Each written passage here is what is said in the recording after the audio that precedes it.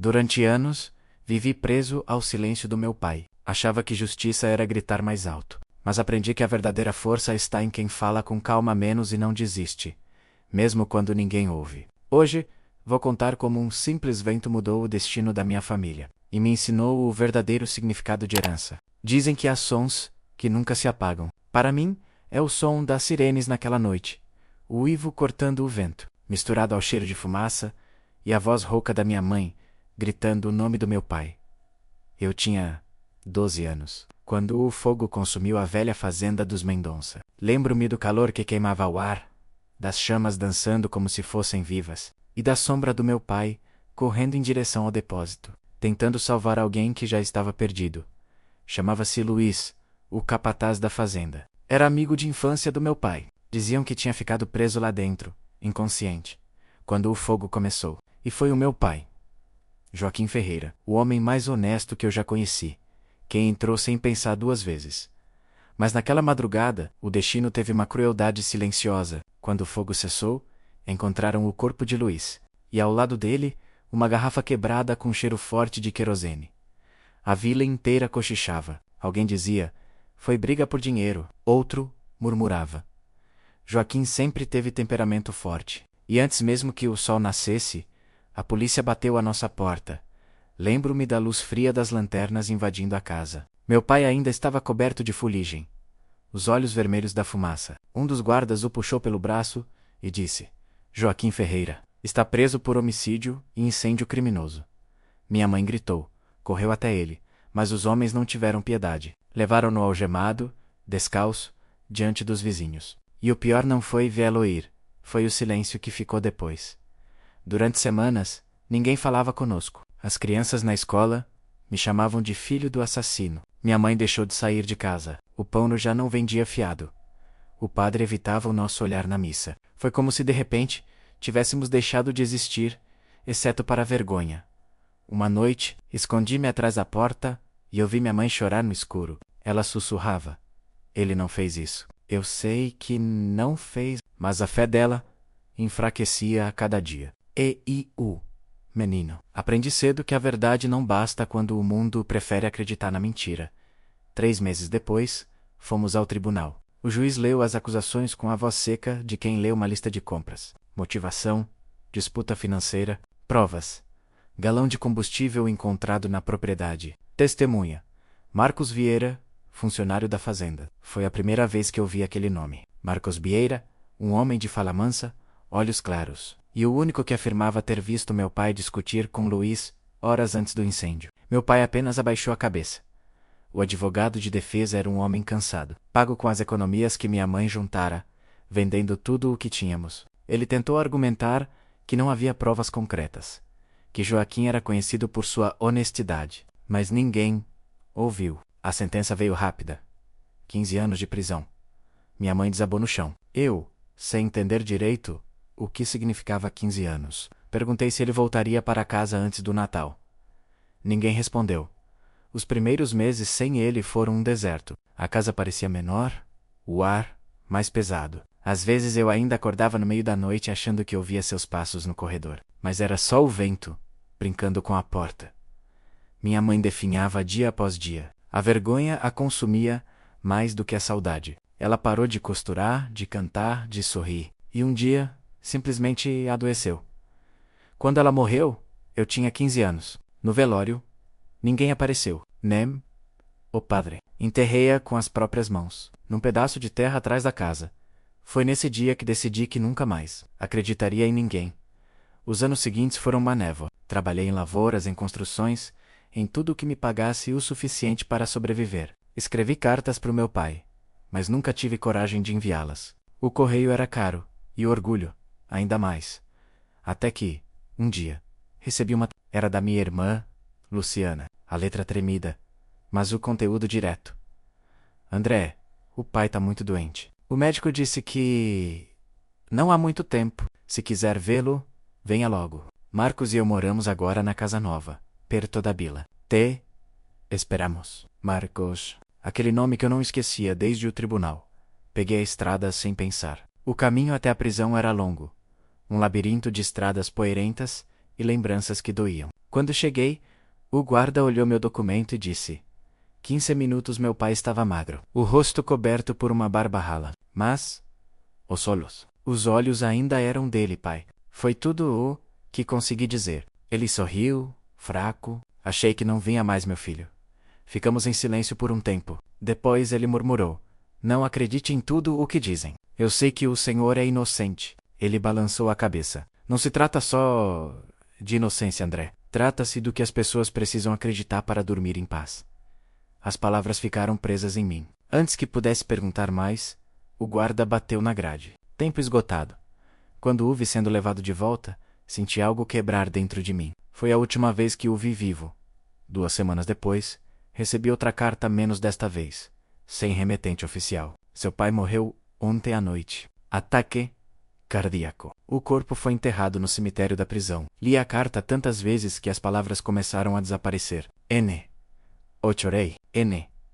O gritei. Apenas sentei no chão e fiquei olhando o vazio. Às vezes, a dor é tão grande que o corpo desiste de senti-la.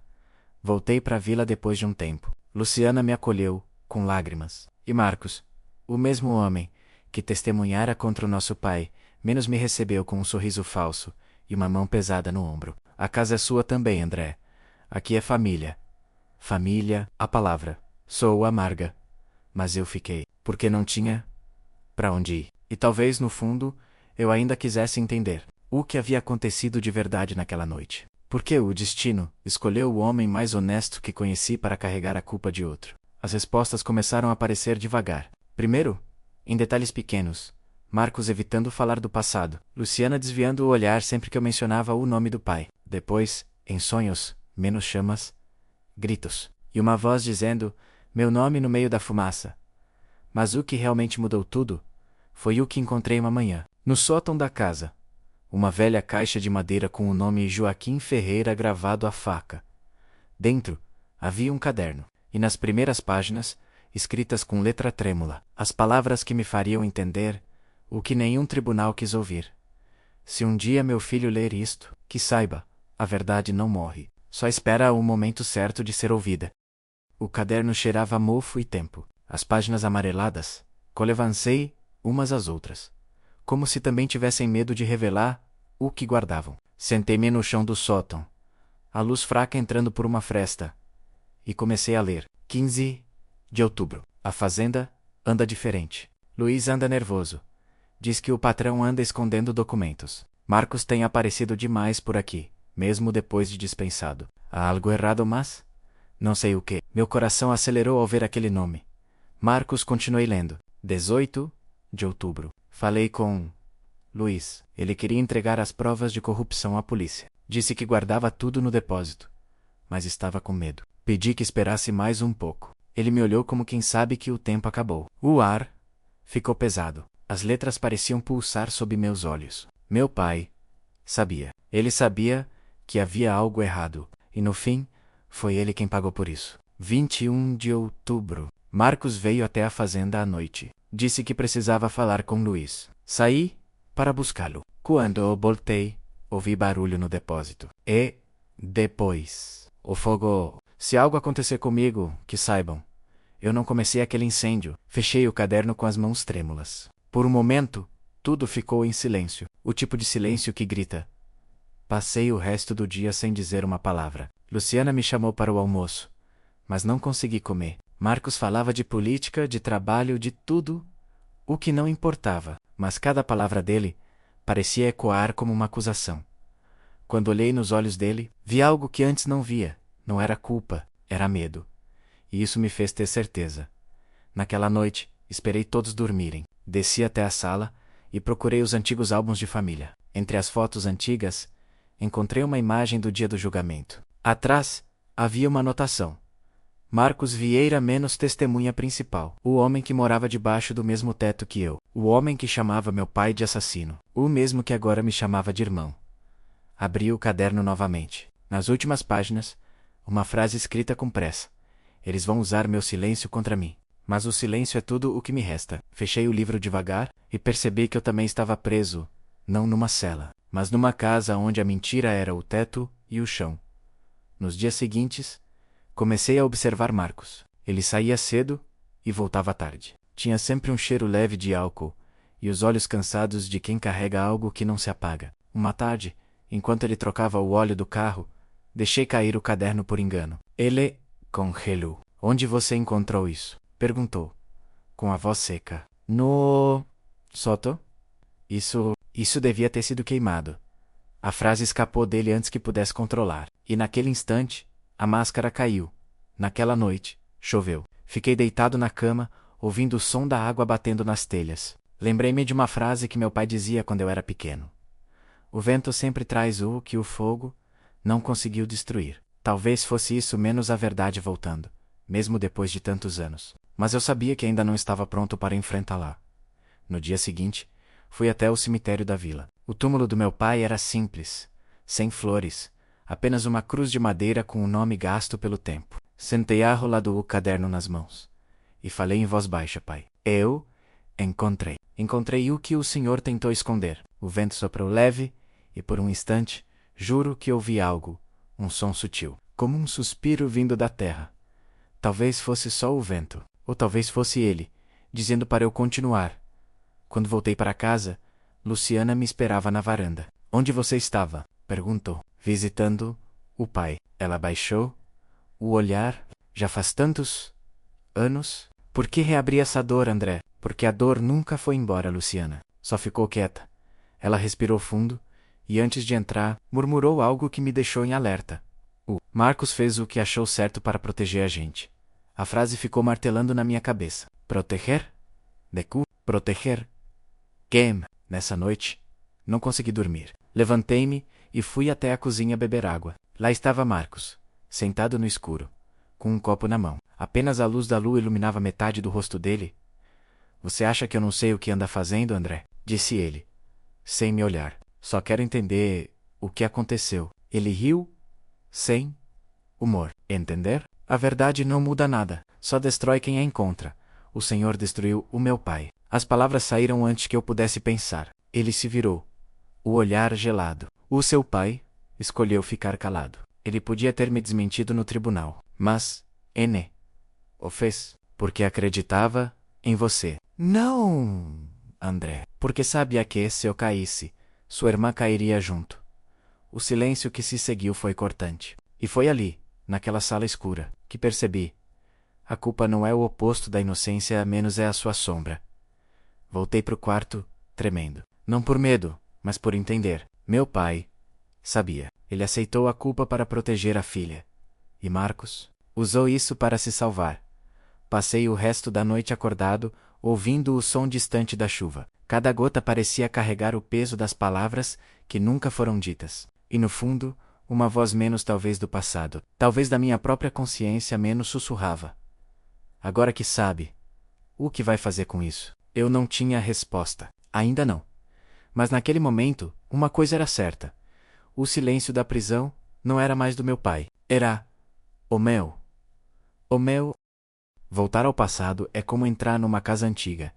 Menos o ar é pesado, e cada canto guarda o cheiro do que já se foi. Depois daquela conversa com Marcos, percebi que o silêncio da minha família não era esquecimento. Era medo.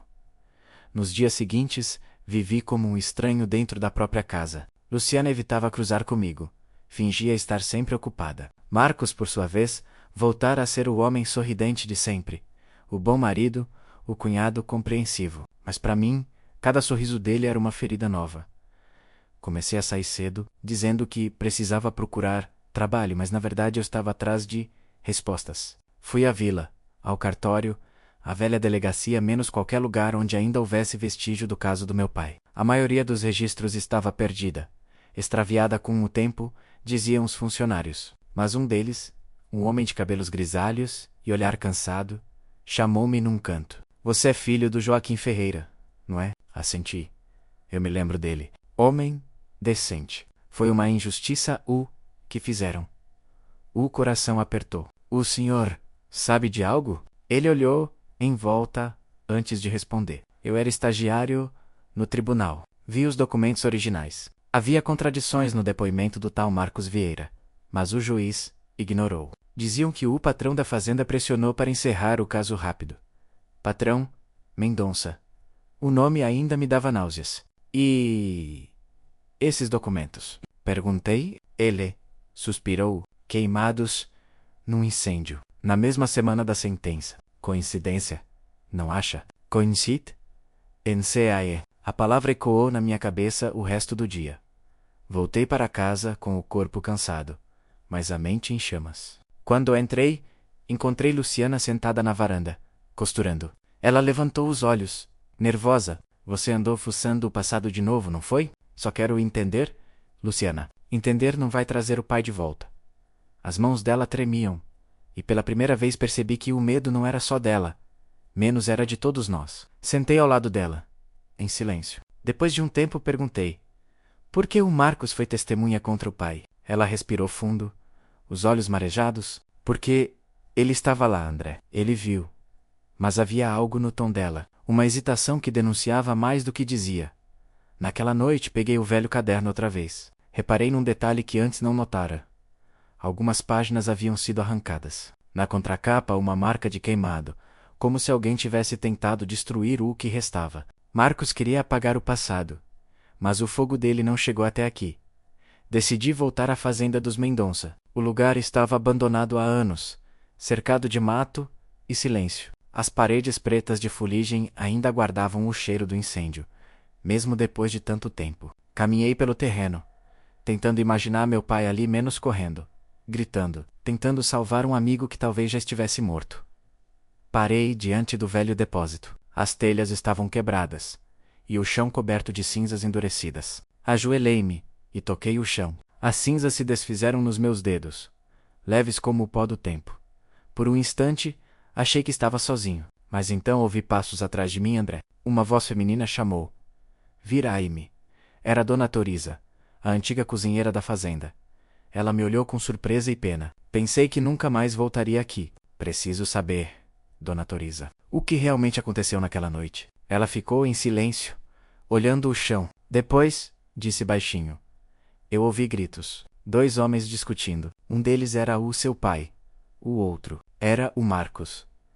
Meu corpo gelou. Tem certeza? Ela assentiu. Luiz já estava desmaiado quando o fogo começou. Eu vi o Marcos saindo correndo do depósito com um galão nas mãos, mas ninguém quis ouvir. O patrão mandou a gente calar. Disse que quem falasse ia perder o emprego, ou coisa pior. Senti o chão desaparecer sob mim. Ela segurou minha mão. Seu pai era um homem bom. Morreu por proteger quem amava. E você é igual a ele. Voltei para casa com o coração em pedaços. Marcos estava na sala, lendo o jornal. Olhou para mim, tranquilo, como se nada tivesse acontecido. Saiu cedo. Achei que tivesse desistido. Nunca. Ele sorriu de canto, e pela primeira vez, percebi o quanto o sorriso dele parecia com o de alguém acostumado a enganar. Sentei diante dele e falei. Sem rodeios, eu estive na fazenda. Falei com Dona Toriza, o jornal caiu das mãos dele. E... o que ela te disse? Que você estava lá. O silêncio que se seguiu foi denso. Ele apoiou os cotovelos nos joelhos, olhou para o chão e murmurou. Às vezes, o destino escolhe um culpado para salvar muitos inocentes. O senhor se chama Destino agora? Perguntei, com a voz fria. Ele levantou o olhar e, por um segundo, vi algo que nunca tinha visto antes. Arrependimento. Mas logo veio o orgulho. Seu pai me pediu para mentir. Mentir? Para quê? Para colocá-lo na cadeia, para salvar a sua irmã. As palavras dele ecoaram dentro de mim como uma sentença.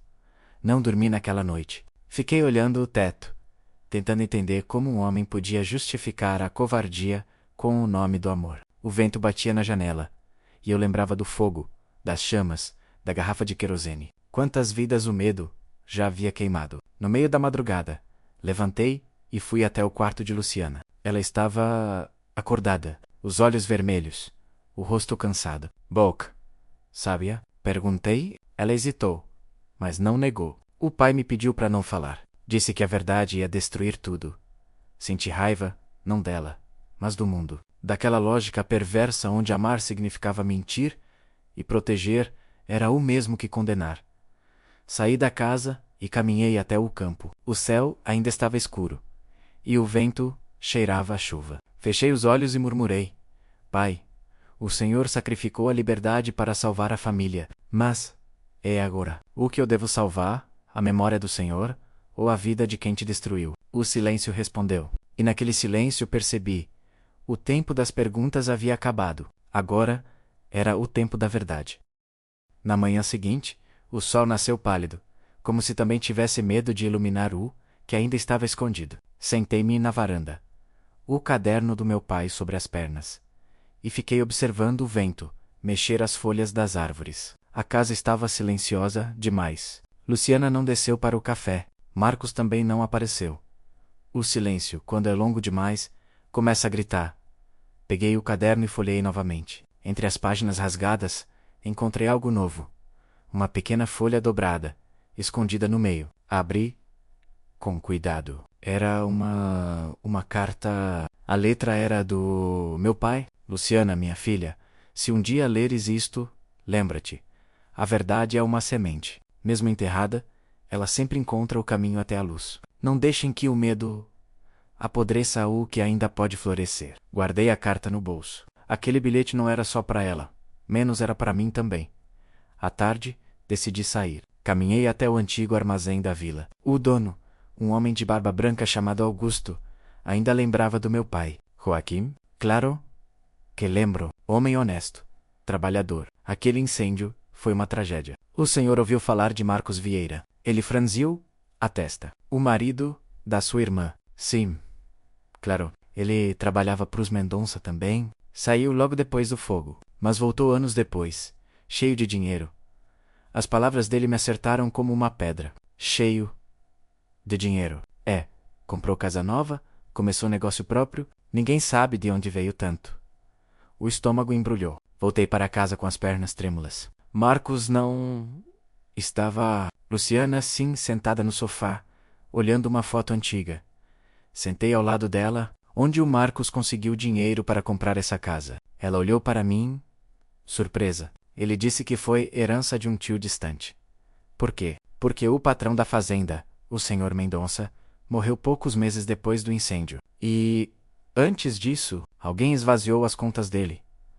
Luciana empalideceu. Você está dizendo que o Marcos... Estou dizendo que ele não só destruiu o pai, ele também roubou o homem que o protegia. Ela começou a chorar, o rosto nas mãos. Eu não sabia. André, juro que não sabia. Peguei o caderno, abri na última página e li em voz alta. Há segredos que queimam mais do que o fogo. Ela chorou mais alto. Eu amava ele, André. Eu acreditava que estava segura. Foi isso que o pai fez também, Luciana. Ele acreditou. Ficamos em silêncio. Não havia mais o que dizer. À noite, Marcos voltou. Entrou pela porta com o mesmo sorriso ensaiado, mas congelou ao ver nós dois ali, juntos, e o caderno sobre a mesa. Que é isso? Perguntou. A voz tensa. É o que sobrou do homem que o Senhor destruiu. Respondi, calmo. Ele olhou para Luciana, que não conseguiu encará-lo. Você contou para ele? Eu não precisei, disse eu. A verdade sempre se revela. Marcos, ele deu um passo à frente, furioso. Você não entende. Se eu não tivesse feito aquilo, sua irmã estaria morta. Morta? Perguntei gelando. Ele hesitou. O pater, o Mendon? Descobriu que Luciana estava grávida. Queria a obriga a tirar o bebê. Disse que se ela não sumisse, ele mandaria matar vocês dois. Então o senhor achou que o melhor era matar outro homem e deixar o pai apodrecer na prisão? Marcos gritou. Eu fiz o que pude. Não falei. Com a voz baixa. O senhor fez o que quis. Ele olhou para mim com olhos de fera acuada. Eu carreguei essa culpa por 20 anos, André. Você acha que... foi fácil? Fácil foi para você dormir uma cama quente enquanto o meu pai morria sozinho. Luciana chorava em silêncio. Marcos virou-se para ela. Eu te amei, Lu. Tudo o que fiz foi por amor. Ela levantou o rosto, os olhos cheios de lágrimas. O amor que destrói não é amor, Marcos. É egoísmo. Ele tentou se aproximar, mas ela recuou. Saia da minha casa. Por um instante, ele pareceu não acreditar. A sua casa. Essa casa só existe por minha causa. E o que isso te torna? Perguntei. dono da mentira. Marcos olhou para mim uma última vez, com um misto de raiva e alívio. Depois, saiu sem dizer nada. Naquela noite, o silêncio voltou a morar conosco, mas era um silêncio diferente. O tipo que chega depois da tempestade. Luciana passou dias trancada no quarto. Eu ficava do lado de fora, cuidando do jardim, tentando dar tempo ao tempo. Um dia, ela apareceu na varanda. Tinha o rosto cansado, mas o olhar sereno. Vou até a delegacia amanhã. Assenti. Quer que eu vá com você? Não, essa parte eu preciso fazer sozinha. Ela se virou para mim e sorriu. O pai teria orgulho de você. Aquelas palavras doeram e curaram, ao mesmo tempo. Talvez fosse isso que ele sempre quis, que a verdade finalmente respirasse. Na manhã seguinte ela saiu cedo. O sol nascia forte, e o vento cheirava a recomeço. Fiquei na varanda, o caderno do pai nas mãos. As páginas tremiam com a brisa, e por um instante achei ouvir a voz dele dizendo: a verdade não liberta quem a esconde. Liberta quem a aceita. Fechei o caderno, devagar. Não havia mais raiva, nem ódio, nem medo. Só uma estranha paz. Marcos foi preso dias depois. A confissão de Luciana e as provas que ela apresentou bastaram. O caso do meu pai foi reaberto. E, finalmente, o nome, Joaquim Ferreira, foi declarado inocente. O túmulo dele, agora com uma lápide nova, trazia apenas uma frase: aqui descansa quem preferiu o silêncio à mentira. Levei flores. Fiquei ali por horas, olhando o céu, sentindo o vento no rosto, e percebi que a vergonha que carreguei a vida inteira não era minha, era do mundo, o mesmo mundo que julga sem saber, que escolhe o mais fácil, que esquece os inocentes. Mas naquele dia, entre o cheiro da terra e o canto dos pássaros, entendi. As cinzas da vergonha só existem até que alguém sopre a verdade de volta ao ar. E foi o que fiz. A casa nunca pareceu tão grande. Desde que Marcos foi preso, o silêncio ganhou outro peso, não mais o de um segredo, mas o de um vazio. As paredes, que antes guardavam sussurros de medo, agora pareciam respirar alívio. Mas o alívio, descobri, também pode doer. Luciana passava os dias cuidando do jardim. Era como se tentasse plantar algo novo sobre a terra seca da culpa. Eu a observava de longe, e em cada gesto dela menos ao regar. Ao cortar as folhas mortas, havia uma tentativa de pedir perdão. Não com palavras, mas com o tempo. Eu passava horas sentado na varanda, lendo o velho caderno do pai. As páginas, já gastas, pareciam vivas. Às vezes, ao virar uma folha, eu sentia um leve cheiro de fumaça, menos, talvez imaginação. Talvez o passado insistindo em lembrar que ainda estava ali. Certa manhã, recebi uma carta do advogado. Dentro, um envelope menor, lacrado com cera vermelha. Abri com cuidado. Era uma cópia do testamento de Joaquim Ferreira, menos meu pai. Deixo a meus filhos o que o fogo não pôde queimar. A verdade. Não havia bens, nem terras, nem dinheiro. Apenas aquelas palavras. Fechei os olhos e senti o peso simples da herança.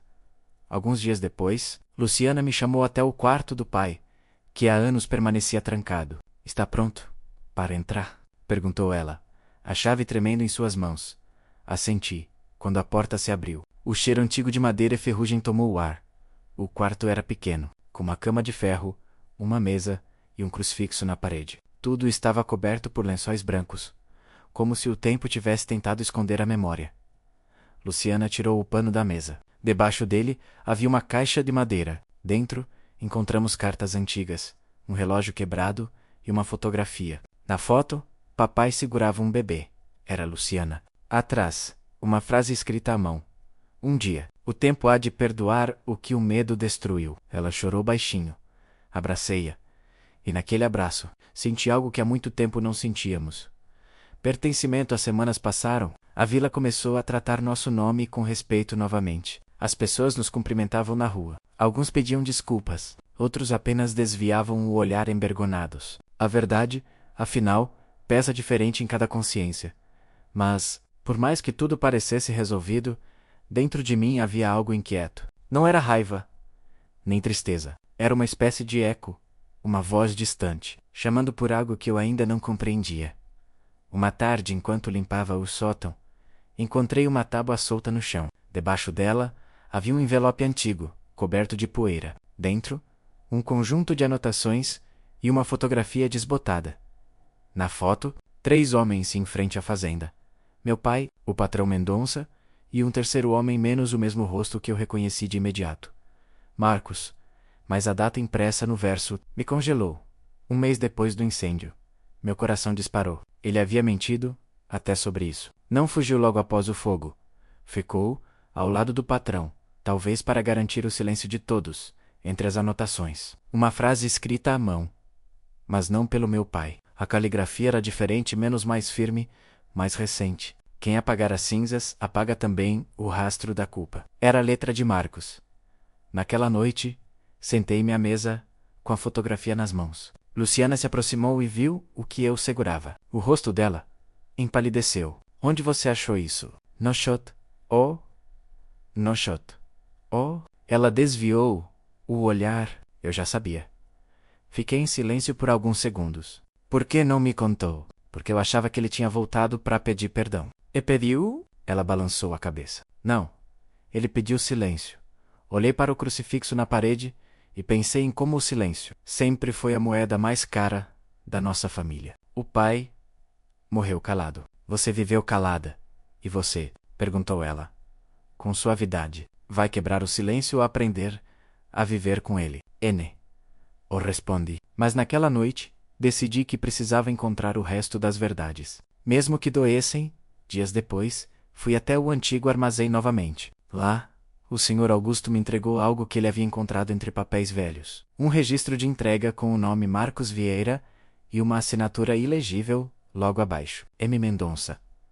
A data era a mesma semana do incêndio. O documento comprovava que havia uma transação entre os dois. Fui até a polícia. Mostrei os papéis e o investigador confirmou que a conta de Mendonça havia sido esvaziada logo antes da morte dele. Mas o mais estranho é que parte do dinheiro havia sido transferida para um terceiro nome, Alberto Mendonça, o filho do patrão, que desaparecera na época. O investigador comentou. Talvez o filho tenha voltado e continuado o esquema. Ou talvez nunca tenha ido embora. Saí da delegacia com um pressentimento ruim. O passado ainda não tinha terminado comigo.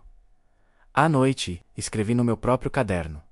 Quando uma mentira é grande demais, ela precisa de silêncio para sobreviver. Mas o silêncio, cedo ou tarde, se cansa. E, enquanto as palavras ganhavam forma, ouvi algo. Um leve estalo vindo do quarto do pai. Levantei-me devagar e fui até lá. A janela estava aberta. O vento frio entrando, balançando o crucifixo na parede. E por um instante, eu juro que ouvi a voz dele. Baixa, tranquila, como sempre foi. Ainda há mais. André, o fogo nunca queimou tudo. Fechei os olhos e respirei fundo. Talvez fosse só o vento. Mas talvez, como sempre, o vento apenas repetisse o que o coração já sabia. O vento da noite continuava soprando quando fechei a janela do quarto do pai. A casa parecia murmurar em silêncio, como se cada parede quisesse contar o que guardou por tantos anos. Sentei-me à beira da cama e fiquei olhando o crucifixo balançar devagar. As palavras que achei ter ouvido ainda ecoavam. O fogo nunca queimou tudo. No dia seguinte, decidi seguir esse pressentimento. Voltei à fazenda abandonada, o mesmo lugar onde tudo começou. A estrada de terra parecia mais estreita, cercada por mato alto, como se o tempo tivesse tentado esconder o caminho. O portão estava enferrujado, rangendo como um suspiro antigo. Entrei, o ar era pesado, úmido, e o cheiro de cinzas ainda se misturava ao da terra molhada. Fui até o velho depósito, o coração da tragédia. Mas dessa vez, algo chamou minha atenção. Um pedaço de chão mais afundado, coberto por musgo e raízes. Parecia ter sido remecido há pouco tempo. Ajoelhei-me e comecei a cavar com as mãos. A terra estava fria, dura, mas cedia pouco a pouco. Depois de alguns minutos, senti algo sólido. Um metal enferrujado. Continuei cavando até tirar dali uma caixa pequena, trancada com cadeado. Abri com a ajuda de uma pedra. Dentro, havia papéis queimados, fragmentos de cartas e um envelope quase intacto. No envelope, um selo antigo e o nome Joaquim Ferreira. Meu coração acelerou. Abri o envelope e encontrei uma carta escrita à mão, com data de 2 semanas antes do incêndio. Senhor Joaquim, sei que o senhor descobriu sobre os desvios de dinheiro e as ameaças do patrão. Eu também temo por minha vida. Guardarei uma cópia das provas em lugar seguro, no velho galpão, atrás do depósito. Se algo acontecer comigo, entregue isto à polícia. Luiz, a carta tremia nas minhas mãos. As provas menos as verdadeiras provas, talvez ainda estivessem lá, enterradas em algum canto esquecido. O sol começava a cair, quando encontrei o galpão citado na carta. Metade do telhado havia desabado, e a madeira estava coberta por eiras. Entrei devagar, sentindo o cheiro de mofo e ferrugem. Atrás de um monte de tábuas, percebi uma cavidade no chão. Lá dentro, havia uma lata de ferro, quase desfeita pelo tempo quando a abre. Vi folhas amareladas, algumas ilegíveis, mas outras ainda claras. Registros bancários, assinaturas, transferências com o nome de Marcos Vieira. E no final, uma cópia de um recibo assinado por Mendonça.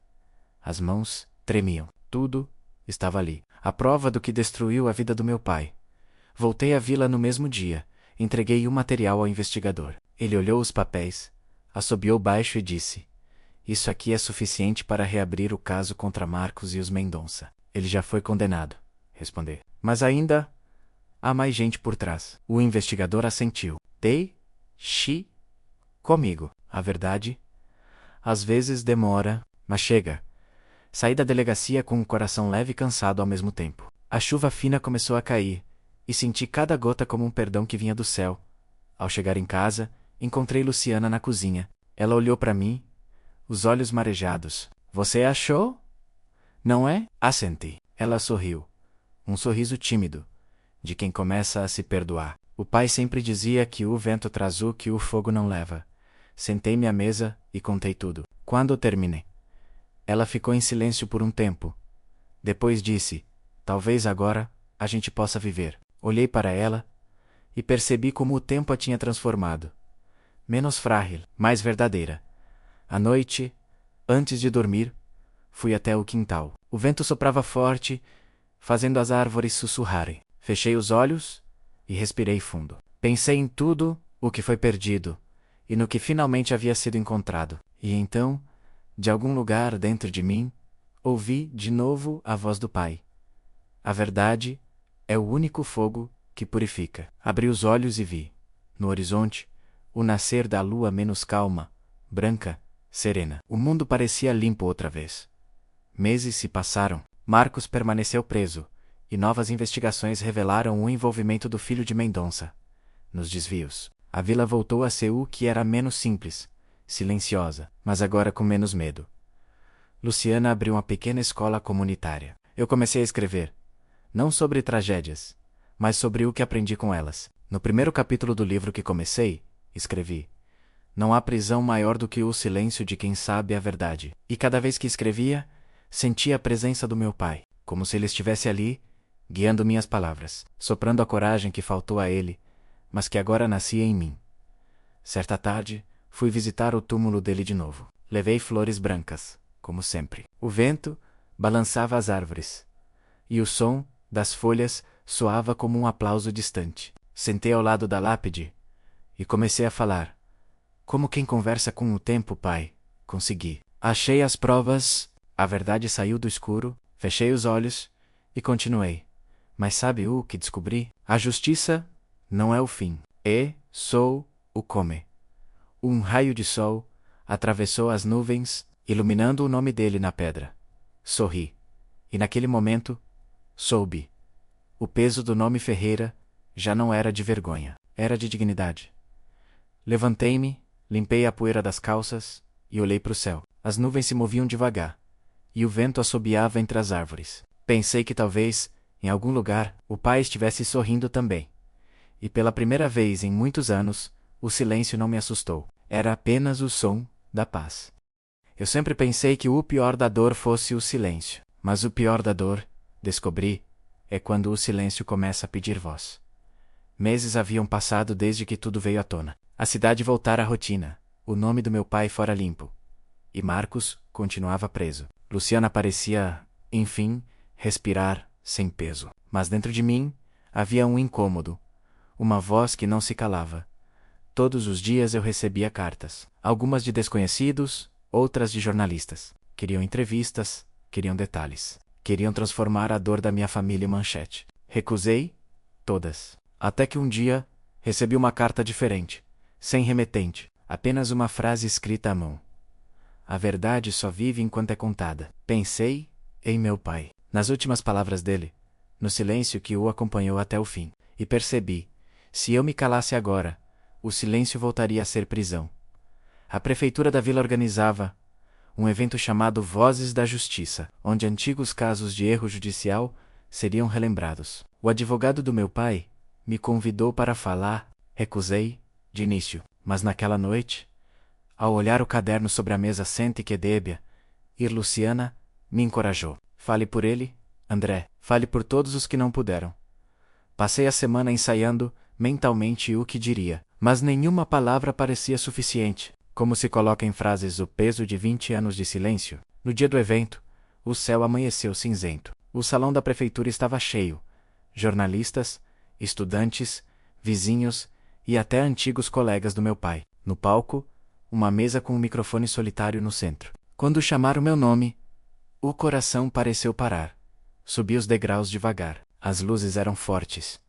E o som dos murmúrios misturava ao barulho distante da chuva. Sentei, respirei fundo e olhei para o público. Rostos atentos, curiosos, alguns emocionados. E por um instante, achei ver o pai ali, sentado na primeira fila, sorrindo. Peguei o microfone. A voz saiu trêmula no início, mas logo encontrou seu caminho. Meu nome é André Ferreira. Sou filho de um homem que morreu sendo chamado de criminoso. Hoje, venho dizer que ele nunca foi.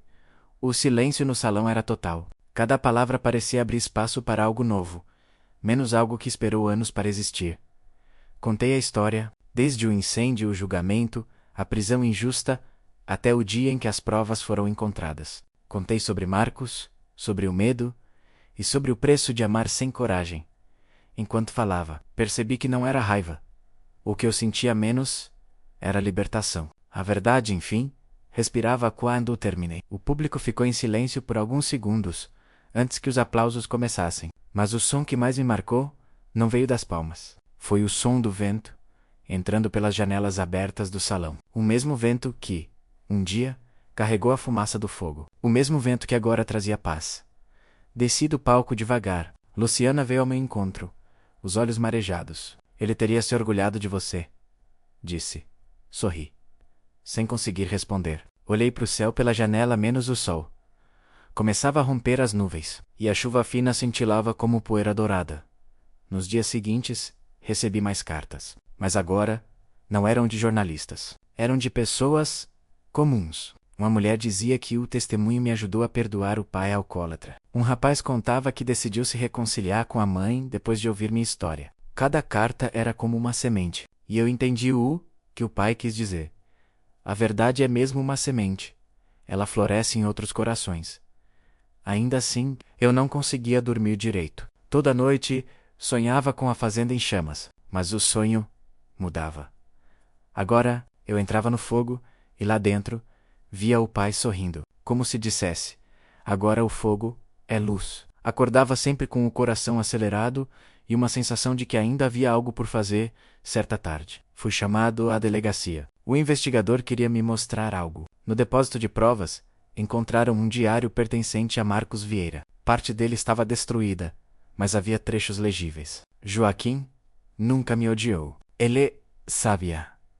Ele sabia. Disse que o amor que esconde a verdade é o mais covarde. Eu não quis ouvir. Agora é tarde demais. Se alguém um dia ler isto, diga a Luciana que eu também a amei, do meu jeito errado. Fechei o diário. Devagar. Não havia vingança em mim, nem pena. Apenas compreensão. Afinal, até os culpados também são prisioneiros de si mesmos. Ao sair da delegacia, o sol se punha, o céu estava pintado de laranja e violeta. E o ar cheirava a terra molada. Caminhei até o cemitério e sentei diante do túmulo do pai. Desta vez, não trouxe flores. Trouxe o microfone de lapela que usei na palestra. Coloquei-o sobre a pedra e disse: a sua voz voltou, pai. Agora, o mundo te escuta. Fiquei ali, até o escurecer, e no sussurro do vento, juro que ouvi. Obrigado, meu filho. Sorri, pela primeira vez, sem dor. O tempo tem um jeito estranho de se mover quando a alma encontra paz. Os dias pareciam mais longos, mas mais leves. As manhãs tinham o som dos pássaros, e não o dos pensamentos. E, pela primeira vez em muitos anos, eu me via respirando sem culpa. Luciana costumava dizer que a casa tinha mudado. Talvez fosse verdade. As paredes pareciam menos frias, o ar mais vivo. Até as flores do jardim floresciam com mais cor. Mas no fundo, eu sabia, não foi a casa que mudou. Fomos nós. Algumas semanas depois da palestra, recebi um convite inesperado. Uma universidade de Lisboa queria que eu participasse de uma conferência sobre justiça e memória. Seu testemunho é inspirador, disse a carta. De início, hesitei. Eu nunca havia saído da vila, e a ideia de falar diante de estranhos me causava o mesmo medo que meu pai teve ao encarar o tribunal. Mas havia algo dentro de mim que dizia: vá. No dia da viagem, Luciana me abraçou com força. Você está levando o nome do pai com você, disse. Sorri. Não, estou levando o que restou dele, a verdade. Lisboa era imensa. As ruas tinham cheiro de mar e pedra antiga, e o barulho dos bondes misturava-se ao vento. Tudo parecia grande demais para alguém que veio de um vilarejo escondido entre montes. Mas de algum modo, eu me senti parte daquele movimento. Era como se cada esquina guardasse um eco da minha própria história. No auditório, centenas de pessoas esperavam. Subi ao palco sem notas, sem discursos preparados, apenas com o caderno do meu pai nas mãos. Eu não vim falar sobre justiça. Menos comecei. Vim falar sobre o que vem depois dela. As pessoas se inclinaram para ouvir. A justiça limpa o nome, mas não cura o coração. O perdão, sim. E o perdão começa quando a gente entende que todos somos capazes de errar. E também de recomeçar. Contei como aprendi a não odiar. Como o silêncio pode ser uma prisão, mas também pode se tornar abrigo, ser usado para escutar. E quando eu terminei, o auditório permaneceu quieto por longos segundos. Depois, alguém começou a aplaudir, e de repente, todo o salão estava em pé. Mas o som que mais me marcou não foi o dos aplausos. Foi o de um senhor idoso que se aproximou no fim e disse, com os olhos marejados: o Senhor me fez lembrar do meu filho, e eu vou procurá-lo hoje. Abracei aquele homem sem dizer nada. Naquele instante percebi. A dor só faz sentido quando se transforma em ponte. Voltei à vila alguns dias depois. Luciana me esperava no portão, sorrindo. Tinha preparado pão fresco e café, como nos velhos tempos. Sentamos à mesa, e eu contei tudo. Ela ouviu em silêncio, o olhar brilhando de orgulho. O pai deve estar sorrindo lá de cima.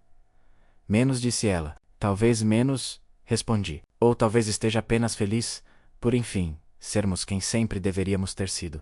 Naquela noite, não consegui dormir. Saí pro quintal. O céu estava limpo, e as estrelas pareciam mais próximas. O vento soprava leve, trazendo o cheiro das flores recém-abertas. Sentei-me no banco de madeira que o pai havia feito quando eu era criança. Passei a mão sobre a superfície gasta e pensei em tudo o que aquele homem me deixara. Não ouro, não terras, mas coragem. Fechei os olhos e ouvi o som distante do rio. E no meio desse silêncio perfeito, ouvi novamente a voz dele, não como lembrança, mas como presença. Você fez o que eu não pude, meu filho. Falou quando eu calei. Amou quando eu temi. E agora, finalmente, estamos livres. Senti uma lágrima escorrer. Mas era uma lágrima tranquila. Não de dor, de gratidão. Na manhã seguinte, decidi escrever o último capítulo do livro. Sentei-me à mesa, o sol entrando pela janela, e abri o caderno. As palavras vieram fáceis, como se o vento as soprasse para mim. A verdade não muda o passado, mas ilumina o caminho de quem vem depois. O nome Ferreira antes manchado. Agora é apenas o nome de uma família que aprendeu a recomeçar. Fechei o caderno e olhei para o horizonte. A luz do amanhecer entrava pela janela, dourando cada canto da casa. E pensei, talvez seja isso o que meu pai quis dizer com a última luz, porque quando a verdade encontra paz, ela deixa de ser ferida menos e vira farol. Sorri, o vento soprou. As cortinas se moveram, e por um instante, o mundo inteiro pareceu respirar junto comigo. E no fundo, ouvi novamente o eco da voz que me acompanhou por toda a vida. Agora, André, viva, e foi o que fiz. Desde o dia da conferência em Lisboa, algo dentro de mim mudou. Não era apenas orgulho, era propósito. Eu tinha carregado o peso da injustiça por tanto tempo que me esqueci de como era caminhar leve. Agora, cada passo parecia ter destino. As cartas continuavam chegando. Algumas eram de agradecimento. Outras, de pedidos de ajuda. Histórias de homens e mulheres esquecidos, condenados injustamente, silenciados pelo medo, exatamente como meu pai. Li cada uma delas. E, à medida que lia, percebia que a dor não era só minha, menos era coletiva. Certo dia, uma delas me marcou. Era de uma mulher chamada Helena, do norte do país. Ela escrevia: meu irmão está preso há 10 anos por um crime que não cometeu. Eu encontrei provas, mas ninguém me ouve. O Senhor, que sabe o que é ser ignorado, pode me ensinar a fazer o mesmo que fez pelo seu pai? Guardei a carta na mesa por um tempo. Mas a pergunta ficou dentro de mim. Posso?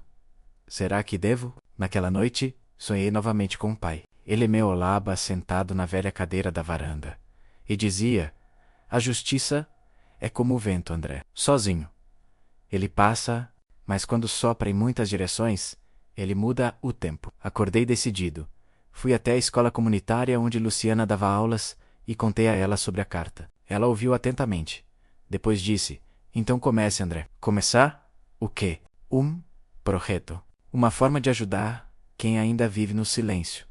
Olhei para ela e percebi a força nova em seus olhos. A culpa que antes pesava agora havia se transformado em fé. Ela sorriu. O pai não queria apenas justiça para ele. Queria justiça para todos. E foi assim que nasceu o projeto Vozes do Amanhã. No início, éramos apenas nós dois, eu e Luciana. Usamos a velha casa como sede. Transformamos o quarto do pai em um pequeno escritório. Um computador emprestado, uma mesa improvisada e uma pilha de cartas. E um propósito: dar voz aos inocentes esquecidos. Publiquei um artigo contando a história do meu pai e anunciando o projeto. Em uma semana, recebemos dezenas de mensagens, advogados voluntários, jornalistas, estudantes de direito, gente que acreditava, como eu, que a verdade não deveria morrer no escuro.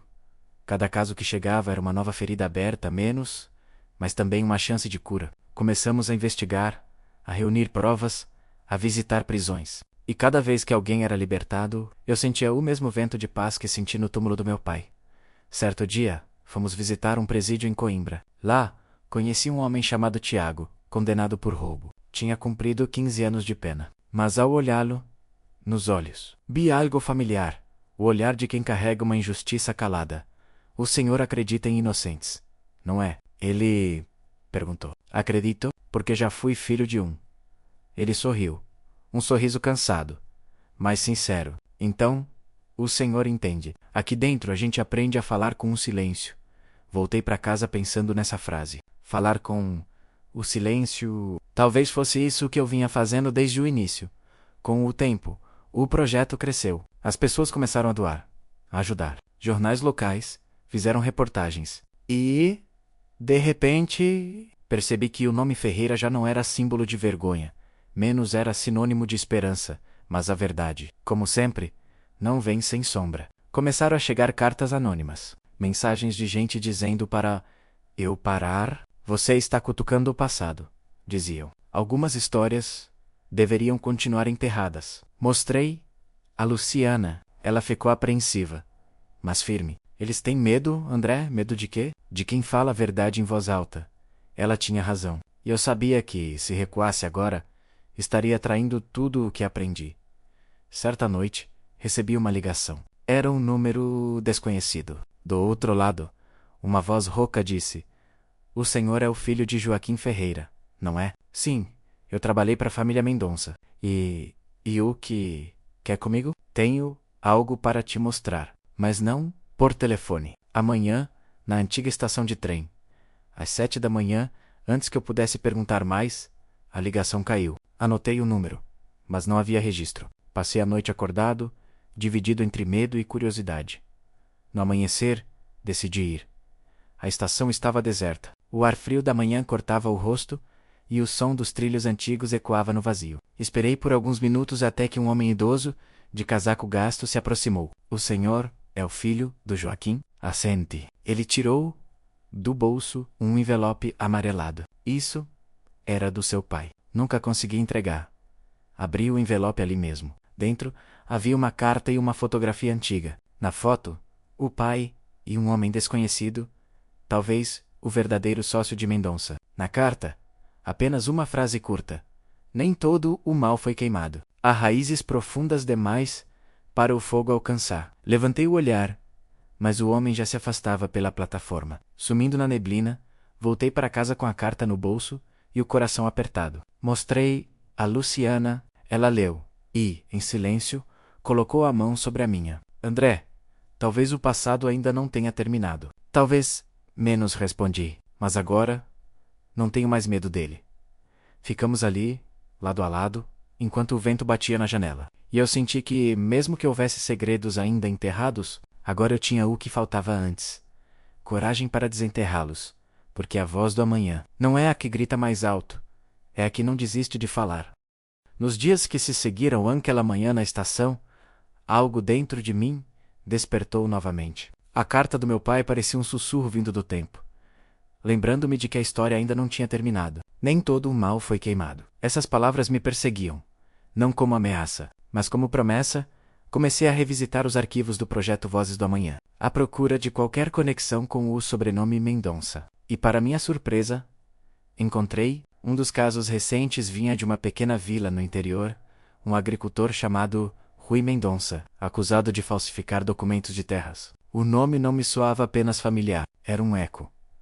Liguei para o advogado voluntário que cuidava do caso e pedi detalhes. Ele disse que Rui alegava ter herdado uma propriedade do pai, Alberto Mendonça, menos o mesmo, filho do patrão, que havia desaparecido décadas atrás. O mesmo que aparecia nas transações que envolviam o nome de Marcos Vieira. Senti o estômago apertar, o círculo estava se fechando. Viajei até a vila, 2 dias depois. Era um lugar esquecido no mapa, cercado por vinhedos e colinas. O ar cheirava a uva madura e a chuva antiga. Quando cheguei, Rui estava sentado à porta de casa. Um homem de meia idade, com o rosto cansado, mas os olhos atentos. Apresentei-me. Ele me recebeu com desconfiança, mas ao ouvir o nome Ferreira, a expressão dele mudou. Ferreira? Joaquim Ferreira? Perguntou. Assenti. Ele ficou em silêncio por alguns segundos. Depois suspirou. Meu pai falava muito dele. Disse que Joaquim era o único homem honesto que conheceu. Senti um nó na garganta. O senhor sabia o que aconteceu? Sabia? Sim. Meu pai se arrependeu até o fim. Disse que o fogo não era para matar ninguém menos, era para apagar provas. E por que ele nunca contou? Porque o medo fala mais alto que a consciência. Ficamos ali, os dois, em silêncio. 2 homens separados pelo passado, unidos pela culpa que herdaram. Antes de ir embora, Rui me entregou algo, um envelope antigo, com o selo do pai dele. Dentro, havia uma cópia das transferências bancárias menos as mesmas que eu havia encontrado, mas agora com uma carta anexa.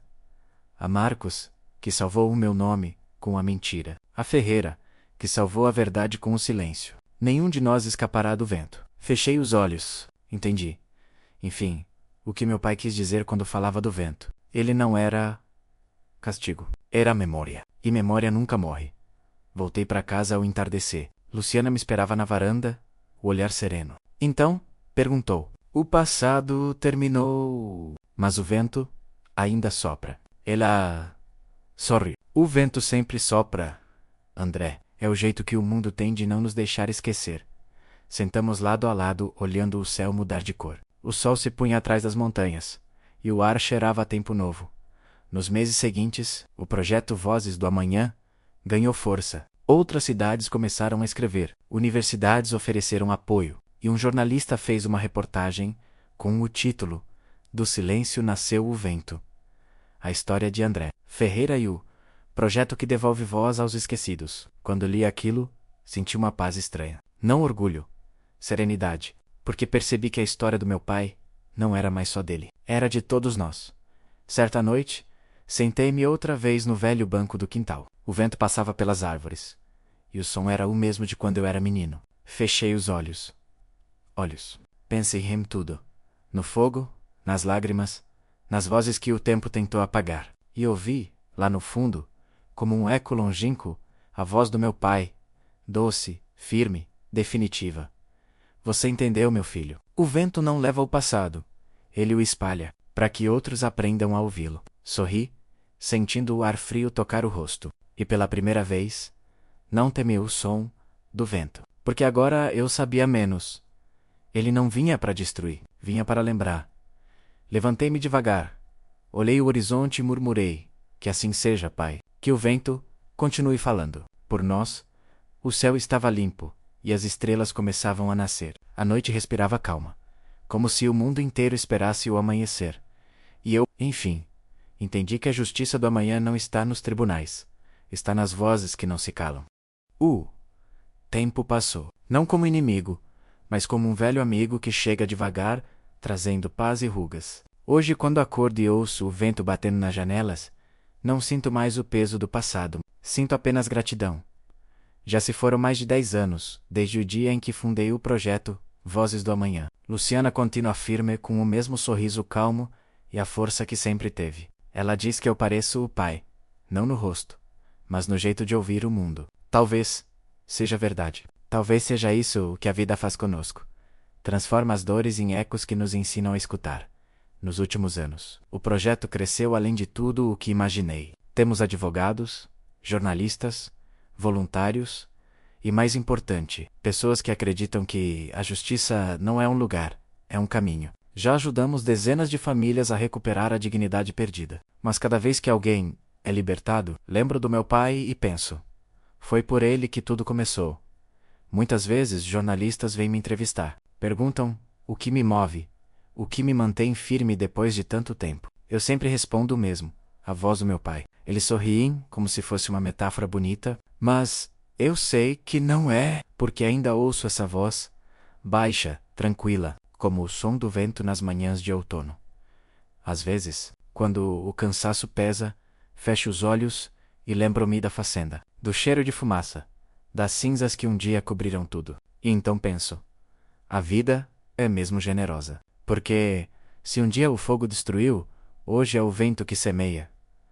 Há alguns meses, uma escola convidou-me para falar com um grupo de jovens. A professora disse que muitos deles não acreditavam mais em justiça. Aceitei o convite, não por vaidade, mas porque senti que débia. Quando entrei na sala, dezenas de olhos curiosos me observavam. Parei diante deles e perguntei: o que vocês acham que é justiça? Um garoto levantou a mão e respondeu: é quando o culpado vai para a cadeia.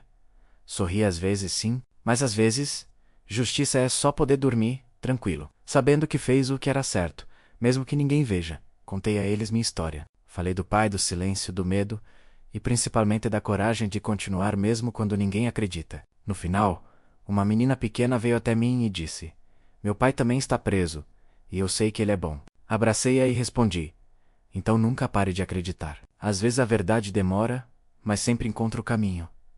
Quando saí daquela escola, o vento batia forte, levantando poeira no pátio, e eu sorri, porque parecia que o mundo, mais uma vez, estava me dizendo que ainda valia a pena. Hoje, a velha casa onde vivi com Luciana é sede de um centro comunitário. O quarto do pai virou uma pequena biblioteca. Nas prateleiras, há livros sobre direito, filosofia e até poesia. Mas o que mais chama a atenção é o caderno dele, exposto em uma vitrine de vidro. As páginas amareladas, gastas, ainda guardam a caligrafia firme, os pensamentos, os silêncios. Toda vez que alguém lê aquelas palavras, é como se meu pai falasse de novo, e isso para mim é imortalidade. Na parede principal, há uma frase gravada: o silêncio é a semente da verdade. Menos basta alguém ter coragem de escutá-lo. Às vezes fico parado diante dela, pensando em tudo o que vivi. Penso em Marcos, em Mendonça, em todas as vozes que o tempo levou. E percebo que no fim todos nós fomos vítimas do mesmo inimigo. O medo. Mas o medo só vence quando a gente desiste de falar. E eu nunca mais vou me calar. Luciana agora tem netos. Sim, o tempo passou mesmo. Eles correm pelo quintal, brincando sob as árvores que o pai plantou. Às vezes me chamam de vovô André. Eu rio, achando graça, e conto histórias. Não as tristes, mas as que ensinam a ter coragem. Eles ouvem atentos, como se cada palavra fosse mágica. E quando o vento sopra, dizem: olha, vovô, é o bisavô falando com a gente. Nessas horas, o coração aperta e se abre ao mesmo tempo. Porque entendo que a herança mais bonita que o pai deixou não foi a luta, nem o nome limpo, foi o amor pela verdade.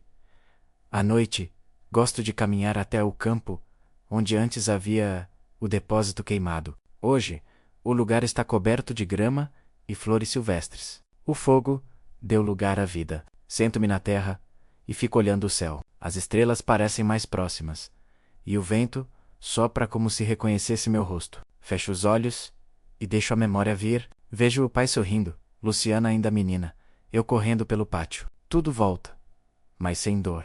A lembrança agora é leve, como brisa.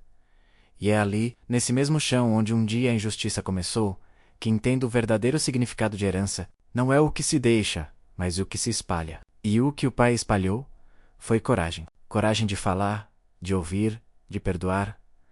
Há alguns dias, recebi uma carta do governo. Querem dar meu nome a um centro de reabilitação para ex-detentos. Sorry, a olhar. Não por orgulho, mas por irônia. O homem que viveu o silêncio agora dá nome a um lugar de recomeço. Respondi a carta com poucas palavras. Aceito, desde que o nome verdadeiro esteja acima do meu, Joaquim Ferreira, porque no fundo, tudo o que sou ainda vem dele. E tudo o que faço é só continuar o que ele começou hoje. Escrevo estas linhas sentado na varanda.